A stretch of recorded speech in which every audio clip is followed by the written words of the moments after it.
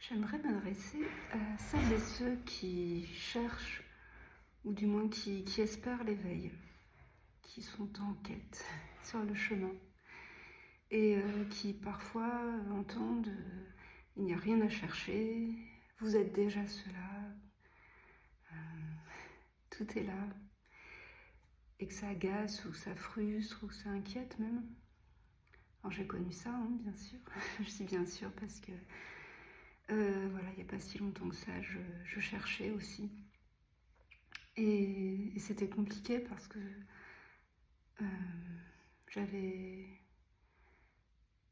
besoin de me rassurer en faisant des pratiques, en me disant je vais tout faire pour bien faire et que ça vienne le plus vite possible. Alors je rigole parce que bien sûr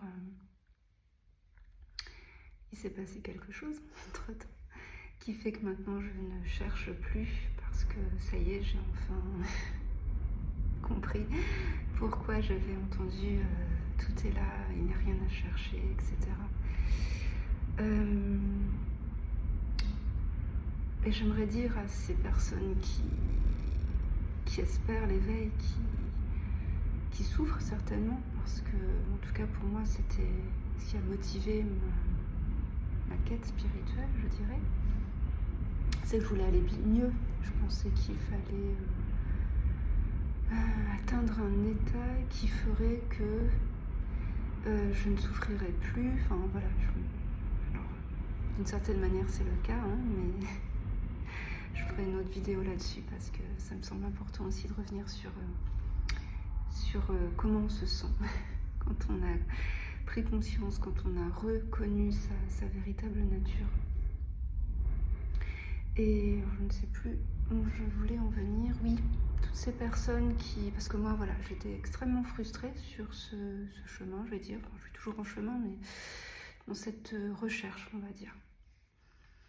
Parce que j'avais l'impression... Enfin, je manquais de temps, tout simplement parce que j'ai 3 enfants.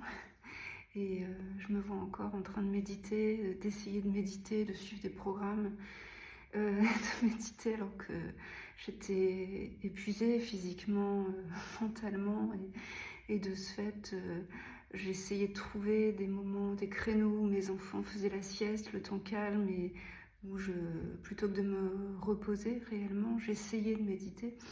Et puis je m'endormais. Hein.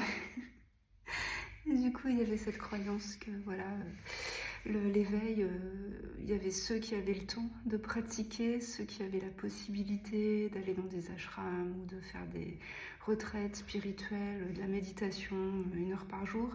Et puis celles et ceux comme moi qui, avec un emploi du temps surchargé, des enfants, etc., une maison, et eux, voilà, ils n'avaient pas le temps de s'occuper de ça. Et voilà, il y avait cette croyance qu'en fait, ma vie quotidienne m'empêchait d'une certaine manière d'accéder à l'éveil. Tout ça pour vous dire qu'en fait non, parce que, et peut-être que ça va vous agacer comme ça m'agaçait, mais vous êtes déjà la conscience, vous êtes déjà cela. C'est juste la question, pour qui vous vous prenez? Non mais pour qui vous vous prenez, franchement? Mais en fait, très sérieusement, voilà, tout est là en fait.